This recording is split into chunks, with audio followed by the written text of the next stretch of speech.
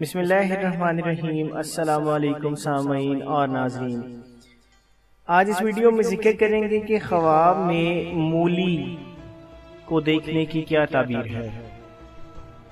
हजरत इब्राहीम करमानी रहमतुल्लाह ताला अलैह ने फरमाया है कि ख्वाब में मूली का देखना और ख़ास कर उसका खाना गमो अंधों की दलील है।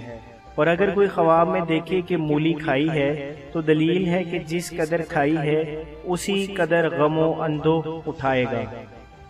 और अगर कोई ख्वाब में देखे कि किसी ने उसको मूली दी है तो दलील है कि उससे उसके दिल को गमो अंधो पहुँचेगा।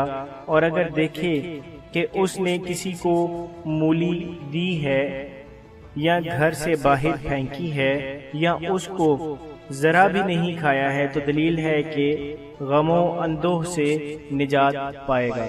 जज़ाकल्लाह।